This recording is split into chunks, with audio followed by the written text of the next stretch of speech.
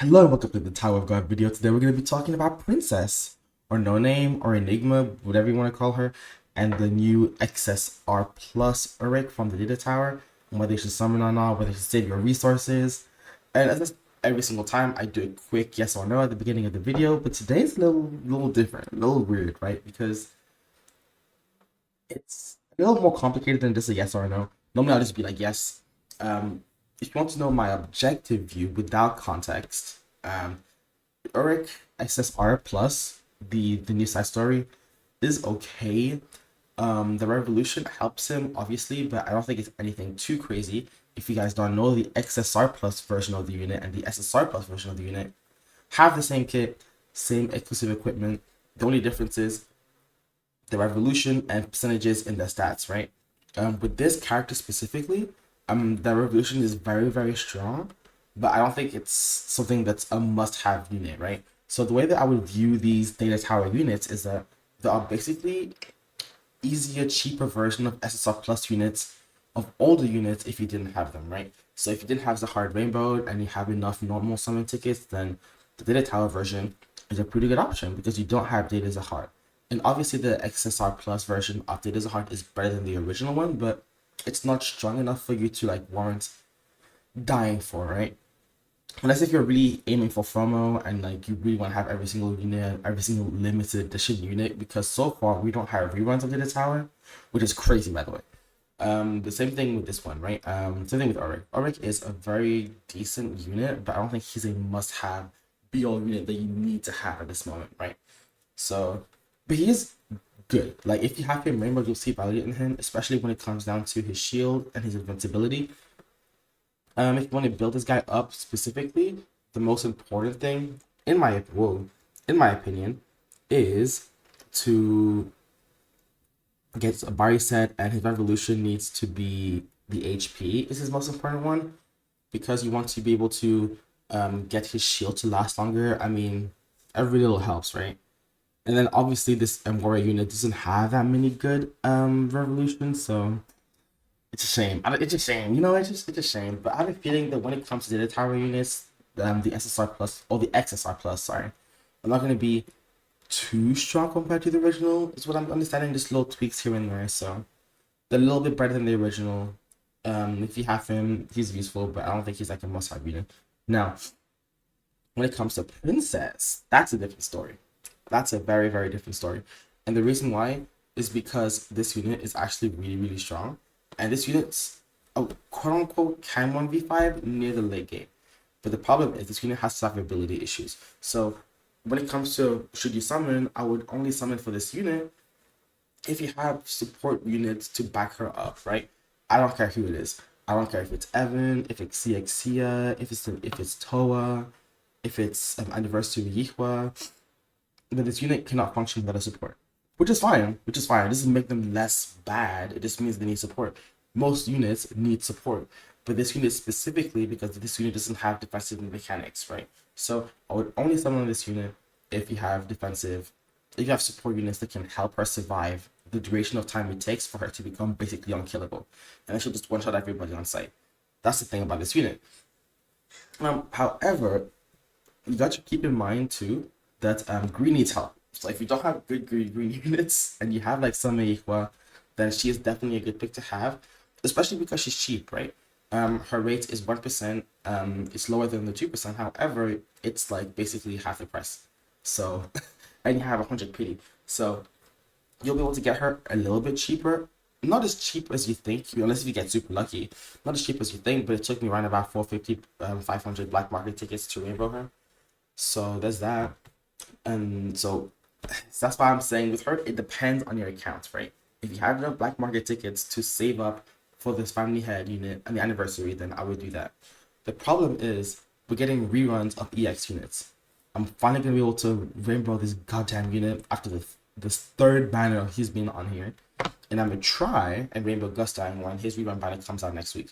So you know what that means? If they're doing reruns of EX banners, it means the anniversary is coming soon. Okay, and I'm not gonna lie to you. If you have the chance to rainbow Gustine with small resources, or like rainbow the new unit, you're probably gonna want Gustine. you're probably gonna want Gustang. Okay, so it really just depends. Like there's and in terms of power level, she's like just as good as Augustus. You know, she's running about that level.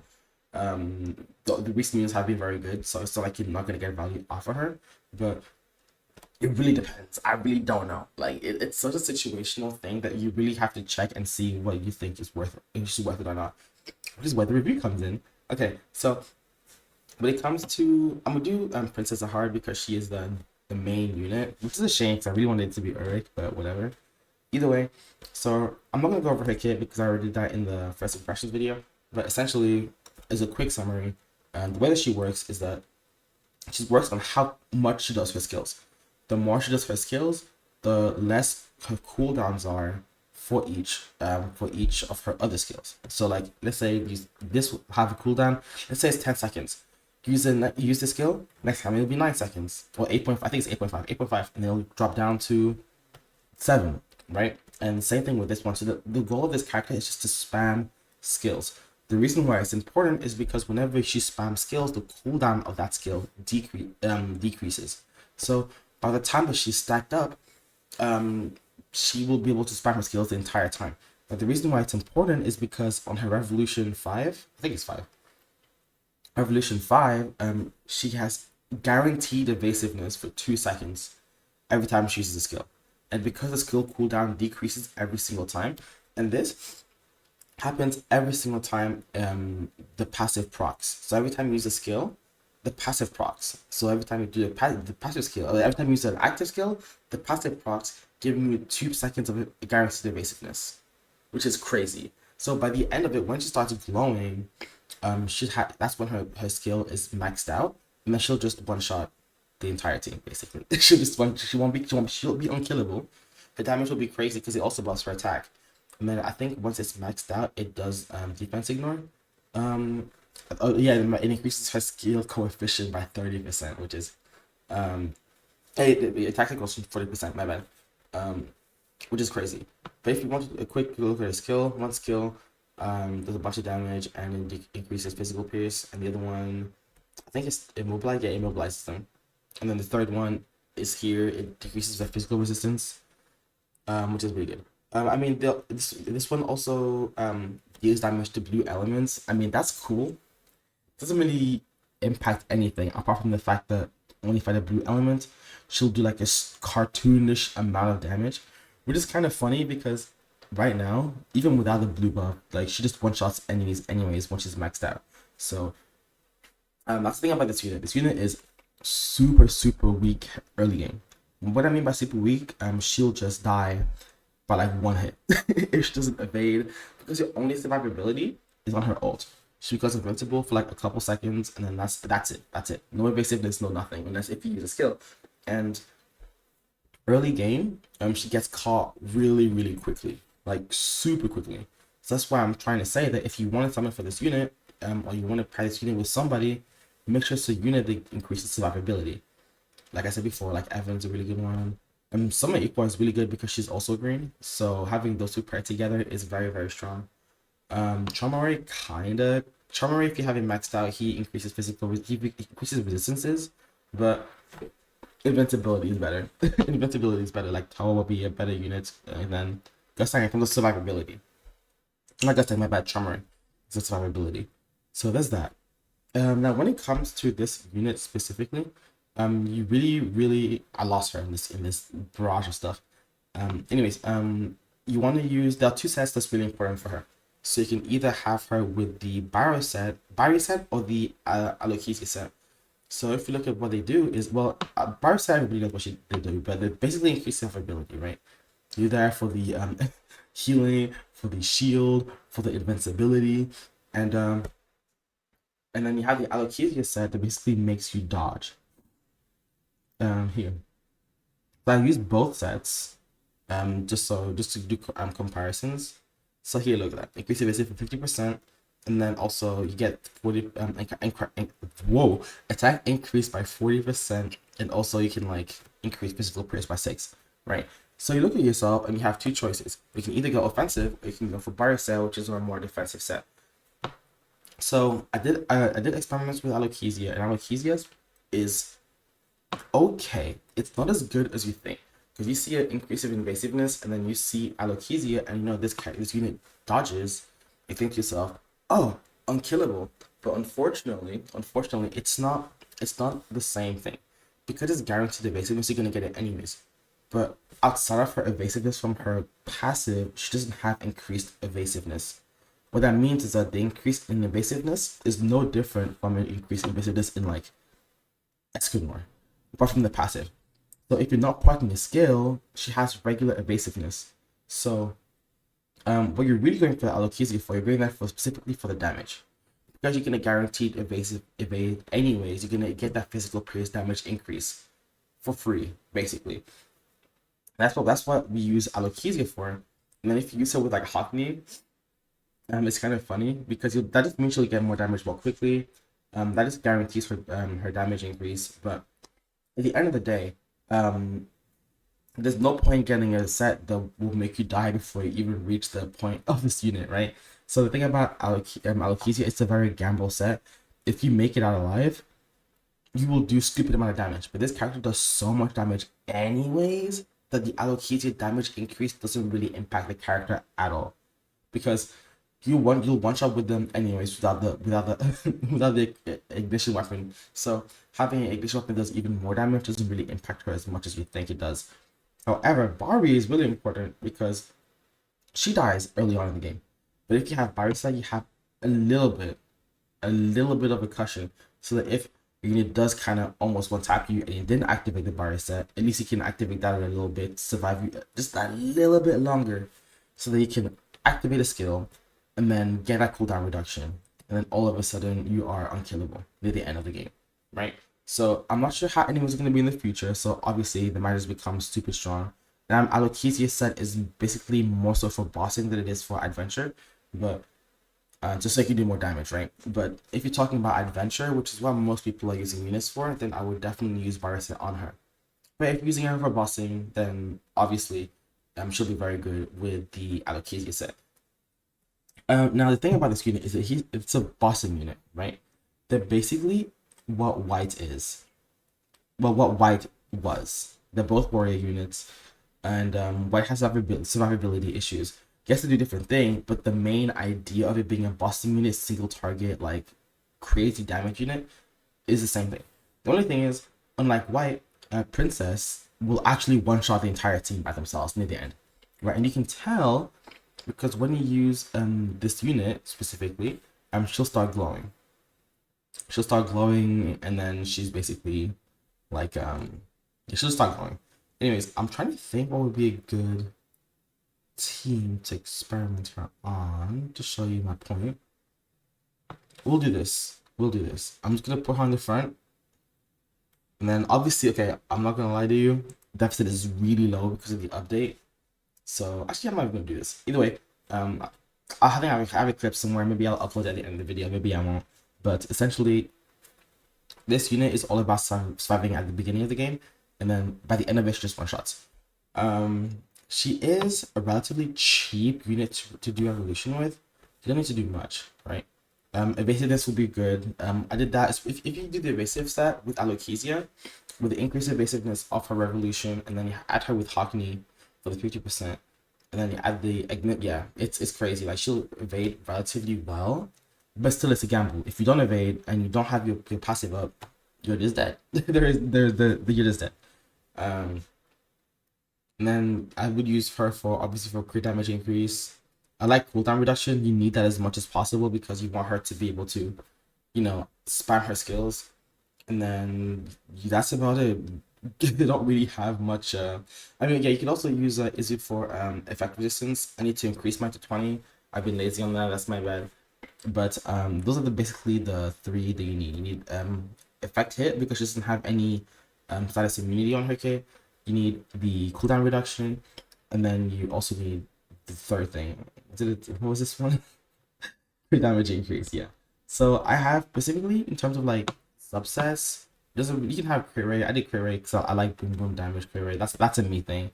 But honestly, honestly, what's interesting is that crit, especially after full 35, you get debuffs to decrease his crit rate. So Pierce is more reliable, I think, but I just like her. That's a personal thing. Sorry, I'm not optimal. Sorry. But physical Pierce is really nice. If you don't have her 200% crit rate, that would be a good choice too. Especially with all the stuff in her kit. But yeah, that will be this character. Overall, she's really strong, but she's only strong based on her surroundings. But after a while, once she starts glowing and she just starts spamming skill moves non-stop, she's basically unkillable because those evasiveness will just keep proccing itself, and then you just win the game. You just win the game and you move on. But she really struggles early on, which means like you really need to make sure that she's like carried after. Once she's carried after, she'll just finish the job. She's a really good carry in that sense. I think in terms of like damage, I think she even beats Augustus, or she's within that range. The thing is, the difference between her and Augustus is that Augustus is more AoE. She's more single target. Augustus has that like evade, like that move out the way mechanic that other characters don't.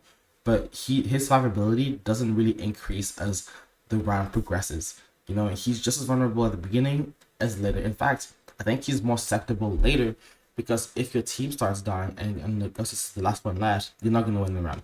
However, with Princess Zahard, it doesn't really matter how many people are on the field. She just got to survive long enough to proc her passive.